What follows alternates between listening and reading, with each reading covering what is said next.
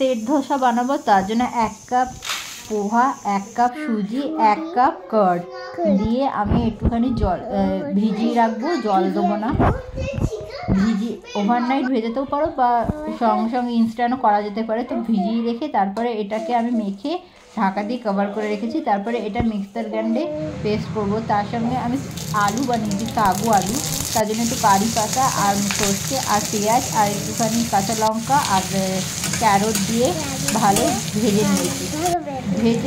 ভেজে নিয়ে তারপরে আমি এর মধ্যে একটু হলুদ দিয়ে দিয়েছি আর আলু বয়েল করে রেখেছিলাম, আলু বয়েল করে দিয়ে রেখেছিলাম। তারপরে এটাকে ভালো করে কষিয়ে নিয়েছি, পেঁয়াজ দিয়েছিলাম এটা, তারপরে ভালো করে ভাজা হয়ে গেলে আমার সাথে তর্ক বিতর্ক করেই যাচ্ছে। দিতে পারো, সুগারও দিতে পারো, নুন দিতে পারো।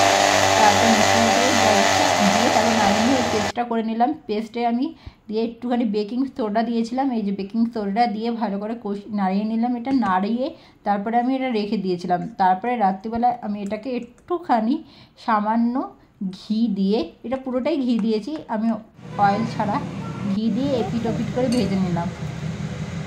এই খুব ক্রিস্পিও হবে না, আবার খুব মানে ইজি হয়েছে আর সুন্দর হয়েছে। ভাজাটা হয়ে গেল, তরকারি আর চাটনির সাথে সার্ভ করে নিলাম। ভালো লাগলে লাইক সাবস্ক্রাইব করতে।